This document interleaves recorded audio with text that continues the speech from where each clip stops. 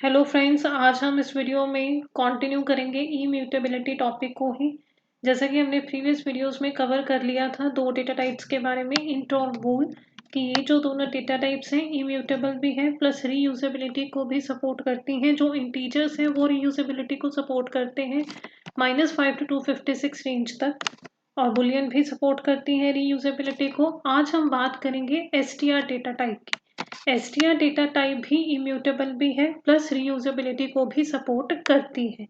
देखो, जो स्ट्रिंग्स होती हैं मोस्टली हमारे प्रोग्राम्स में रीयूज होती है मल्टीपल टाइम्स, और इस केस में अगर ये डेटा टाइप रीयूजेबिलिटी को सपोर्ट करती है तो हमारी परफॉर्मेंस भी इम्प्रूव होगी। अगर हम इसको एक एग्जांपल से समझें, सपोज मैंने एक एप्लीकेशन क्रिएट करनी है जिसके अंदर मैंने 100 स्टूडेंट्स का जो डेटा है वो रिकॉर्ड करना है। मेरे पास टोटल स्टूडेंट्स कितने हैं? 100। अब एज्यूम करते हैं कि ये जो 100 स्टूडेंट्स हैं वो सेम कॉलेज को बिलोंग करते हैं। अगर मैं यहाँ पे फर्स्ट स्टूडेंट के लिए ऑब्जेक्ट बनाऊँ S1 और मैंने कॉलेज नेम दिया सपोज XYZ, तो उस केस में क्या होगा, हमारा एक ऑब्जेक्ट क्रिएट होगा रन टाइम पे। यहाँ पे देखो, जो ऑब्जेक्ट क्रिएट होगा रन टाइम पे होगा। हमने जब इंटीजर्स के बारे में या बुलियन के बारे में डिस्कस करा था तो एक पॉइंट हमने पढ़ा था उसमें कि उन दोनों डेटा टाइप्स के केस में क्या होता है कि जो पीवीएम है वो स्टार्टिंग पे ही प्रोग्राम की एग्जीक्यूशन से पहले ही ऑब्जेक्ट्स क्रिएट कर लेती है। इंटीजर्स के केस में वो रीयूजेबिलिटी सपोर्ट करती है -5 to 256 रेंज तक, तो वो उतने ऑब्जेक्ट्स जो है वो स्टार्टिंग पे ही क्रिएट कर लेती है। और बुलियन की तो वैल्यूज ही दो होती हैं, ट्रू और फॉल्स, और दो ऑब्जेक्ट्स वो इजीली क्रिएट कर लेती हैं स्टार्टिंग पे ही। और जब हम अपने प्रोग्राम्स में उन वैल्यूज को यूज करते हैं तो वो जो ऑब्जेक्ट्स हैं जो स्टार्टिंग पे क्रिएट हुए हैं वही रीयूज हो जाते हैं। तो रन टाइम पे क्या होता है, उन्हीं ऑब्जेक्ट्स को हम रीयूज कर लेते हैं। बट इस केस में क्या है, ये रीयूजेबिलिटी को तो सपोर्ट करता है बट स्टार्टिंग में ऑब्जेक्ट नहीं बना। जैसे ही पाइथन इंटरप्रेटर स्टार्ट हुआ उस टाइम पे ऑब्जेक्ट नहीं बना, क्योंकि पीवीएम जो है उसको पहले से कैसे पता होगा कि हम जो है अपने प्रोग्राम के अंदर ये स्ट्रिंग यूज करेंगे XYZ। ये तो जब प्रोग्राम एग्जीक्यूट होगा तभी उसको पता चलेगा ना। तो ये क्या होगा इस केस में कि ये जो ऑब्जेक्ट है रन टाइम पे बनेगा। एक बार ऑब्जेक्ट बन गया सपोज XYZ से, अगर इन केस यही स्ट्रिंग रीयूज होती है हमारे प्रोग्राम में तो दोबारा से ऑब्जेक्ट नहीं बनेगा। वो जो सेकंड ऑब्जेक्ट आप बना रहे हो इसी स्ट्रिंग के साथ वो भी इसी ऑब्जेक्ट को पॉइंट करेगा जो पहले बना है। तो ऑब्जेक्ट्स जो है स्ट्रिंग्स के केस में ये रन टाइम पे बनेगा, पहले से नहीं बनेगा। तो जैसे ही आपने लिखा S1 इक्वल्स टू XYZ, तो उस केस में क्या हुआ,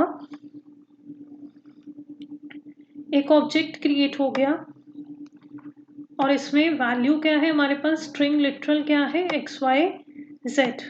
एक ऑब्जेक्ट क्रिएट हो गया हमारा, ये वैल्यू आ गई XYZ, और ये जो S1 है रेफरेंस वेरिएबल वो क्या करेगा, वो इसको पॉइंट करेगा।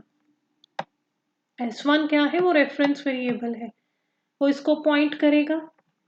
ऐसे ही जब मैंने लिखा S2 के लिए, S2 के लिए भी मैंने सेम कॉलेज नेम है तो मैंने लिखा S2, उसके लिए भी वैल्यू सेम आ गई XYZ। अब ये देखो सेम स्ट्रिंग है।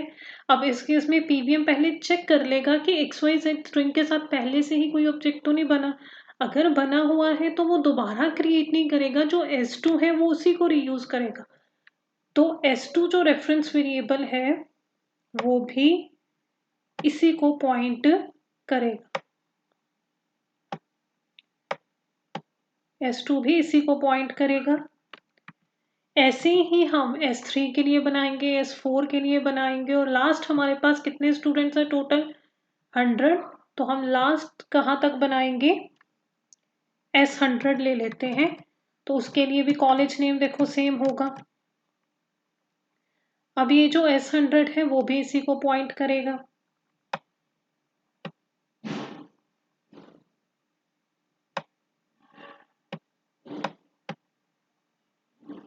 S100 जो है वो भी इसी को पॉइंट करेगा। अब यहाँ पे देखो, ये जो डेटा टाइप है रीयूजेबिलिटी को सपोर्ट करती है, तो इसलिए जो ऑब्जेक्ट्स हैं हमारे पास कितने क्रिएट हुए? सिर्फ एक, और जो 100 रेफरेंस वेरिएबल जो है वो इसी को पॉइंट करेंगे। अगर ये रीयूजेबिलिटी को सपोर्ट नहीं करती तो उस केस में 100 ऑब्जेक्ट्स बनने थे, वो भी देखो सेम स्ट्रिंग के लिए, तो हमारी परफॉर्मेंस पे भी फर्क पड़ना था। बट ये रीयूजेबिलिटी को सपोर्ट करती है तो इससे हमारी परफॉर्मेंस जो है वो भी इम्प्रूव हुई है। ऐसे ही आप ले लो, सपोज मैं कंट्री नेम ले लेती हूँ, सारे स्टूडेंट्स जो हैं वो सेम कंट्री को बिलोंग करते हैं, हम अज्यूम करते हैं कि सारे स्टूडेंट सेम कंट्री को बिलोंग करते हैं, तो उस केस में भी 100 स्टूडेंट्स के लिए एक ही कंट्री नेम है, तो ऑब्जेक्ट एक क्रिएट हुआ, सभी उसी को पॉइंट करेंगे। ऐसे ही आप स्टेट नेम ले लो, सिटी नेम ले लो, सपोज वो भी सभी के लिए सेम है, उस केस में भी एक एक ऑब्जेक्ट ही क्रिएट हुआ, जबकि हमारे पास स्टूडेंट्स कितने 100 है, तो कितनी परफॉर्मेंस जो है वो इम्प्रूव होगी। रीयूजेबिलिटी अगर ये सपोर्ट करती है, तो ये रीयूजेबिलिटी को सपोर्ट करती है तो इससे परफॉर्मेंस पे भी फर्क पड़ेगा। ये है हमारे पास रीयूजेबिलिटी स्ट्रिंग्स के केस में। यही पॉइंट मैंने आपको स्टार्टिंग में बताया था कि जो स्ट्रिंग्स हैं उस केस में क्या होता है, हमारे प्रोग्राम्स में स्ट्रिंग्स जो है वो मोस्टली रीयूज हो जाती है मल्टीपल टाइम्स। जैसे ये कॉलेज नेम है, सेम है सभी के लिए, कंट्री नेम है सभी के लिए सेम है, स्टेट नेम है सभी के लिए सेम है, तो उस केस में अगर रीयूज हम करते हैं तो हम यहाँ पे परफॉर्मेंस पे बहुत फर्क पड़ेगा। ये है रीयूजेबिलिटी। इसका एक प्रैक्टिकल भी करके देख लेते हैं। सपोज मैंने एक फर्स्ट स्टूडेंट के लिए बनाया, सेम ही ले लेते हैं XYZ, S2 के लिए भी बनाया XYZ, लास्ट S100 के लिए भी बनाया XYZ। अब आईडी चेक कर लेते हैं, S1 की, S2 की और S100 की। देखो तीनों केसेस में आईडी जो है वो सेम आई है, इस ऑब्जेक्ट की जो आईडी है वो सेम आई है। ये देखो, तो इट मीन्स कि एक ही ऑब्जेक्ट क्रिएट हुआ है, ये जो तीनों है ये इसी को पॉइंट कर रहे हैं।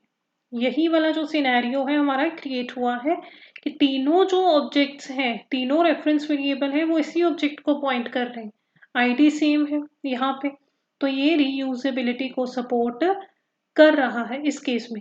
अगर हम इज ऑपरेटर लगा के भी चेक करें, S1 इज S2, देखो ट्रू आ रहा है, ये जो S1 है और S2 है वो सेम ही ऑब्जेक्ट को पॉइंट कर रहे हैं। इस ऑपरेटर जो होता है वो क्या करता है, रेफरेंस वेरिएबल को कंपेयर करता है कि दोनों जो रेफरेंस वेरिएबल है सेम ऑब्जेक्ट को पॉइंट कर रहे हैं कि नहीं। अगर सेम को पॉइंट कर रही है तो उस केस में हमारा रिजल्ट क्या आता है, ट्रू। ऐसे ही अगर मैं चेक करूं S1 इज S100, तो देखो ये भी क्या आया है, ट्रू आया है। ये है हमारे पास रीयूजेबिलिटी। अब इम्यूटेबिलिटी क्या होगा, सपोज करो यहाँ पे ये जो है हमारे पास S100, इसकी वैल्यू चेंज हो गई, इसका कॉलेज नेम चेंज हो गया। अब हम ले लेते हैं सपोज ABC, पहले क्या था XYZ था, अब क्या हो गया ABC। तो यहाँ पे अगर हम चेंजेस करते हैं, S100 देखो किसको पॉइंट कर रहा है, इस ऑब्जेक्ट को।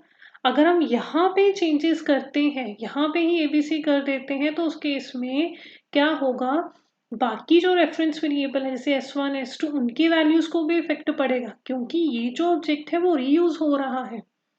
अगर एक की वैल्यू चेंज होती है तो बाकियों की वैल्यूज पे भी इफेक्ट पड़ेगा, तो इस केस में चेंजेस हम यहाँ पे नहीं कर सकते। इम्यूटेबिलिटी क्या होता है, एक बार आपने ऑब्जेक्ट क्रिएट कर दिया तो आप उसके कंटेंट को चेंज नहीं कर सकते। ये ऑब्जेक्ट जो है वो रीयूज हो रहा है, तो यहाँ पे चेंजेस नहीं होंगे। इस केस में हम एक नया ऑब्जेक्ट क्रिएट करेंगे, उसमें वैल्यू हमारी क्या होगी, स्ट्रिंग हमारी क्या होगी, ABC। ये और ये जो S100 है वो अब क्या करेगा, इसको पॉइंट करेगा, क्योंकि जो चेंज हुई है वैल्यू वो किसकी हुई है, S100 की हुई है। और ये जो लिंक है हमारे पास, जो वो पहले XYZ को पॉइंट कर रहा था, ये डिस्ट्रॉय हो जाएगा, ये लिंक डिस्ट्रॉय हो जाएगा। तो ये हमारे पास होता है इम्यूटेबिलिटी, कि जो एक बार हमारे पास ऑब्जेक्ट क्रिएट हो गया किसी कंटेंट के साथ, तो उसके कंटेंट को हम चेंज नहीं कर सकते। अगर किसी ऑब्जेक्ट में हम चेंजेस करते भी हैं, उसके लिए एक नया ऑब्जेक्ट क्रिएट होगा। इसका भी एक प्रैक्टिकल करके देख लेते हैं। मैंने यहाँ पे S100 की वैल्यू चेंज करी। पहले देखो S100 की वैल्यू क्या है, XYZ, और इसकी ये आईडी है अब यहाँ पे S100 की वैल्यू क्या होगी, ABC। इसकी अब आईडी चेक करते हैं, क्या है हमारे पास, ये आई है। देखो चेंज हो गई, पहले आईडी देखो S100 की, ये लास्ट पे क्या है 304। अब आईडी देखो ये आई है, लास्ट पे क्या है 552। आईडी चेंज हो गई मीन्स ऑब्जेक्ट जो है वो नया क्रिएट हुआ है, उसी में चेंजेस नहीं हुए। अब अगर हम यहाँ पे लिखें S1 इज S100 कि दोनों जो है वो सेम ही ऑब्जेक्ट को पॉइंट कर रहे हैं, इस केस में देखो अब फॉल्स आए। जब हमने पहले करा था, ये देखो यहाँ पे चेंजेस करने से पहले S1 इज S100 ट्रू आया था, पहले ये दोनों एक ही ऑब्जेक्ट को पॉइंट कर रहे थे। ये देखो पहले जो थे वो दोनों एक ही ऑब्जेक्ट को पॉइंट कर रहे थे, बट अब जब S100 की वैल्यू चेंज हो गई तो अब वो किसी और ऑब्जेक्ट को पॉइंट कर रहा है जिसमें वैल्यू ABC है। तो इसलिए अब जो रिजल्ट आया है वो क्या आया है, फॉल्स आया है। तो ये जो है ये इम्यूटेबल भी है प्लस रीयूजेबिलिटी को भी सपोर्ट करती है।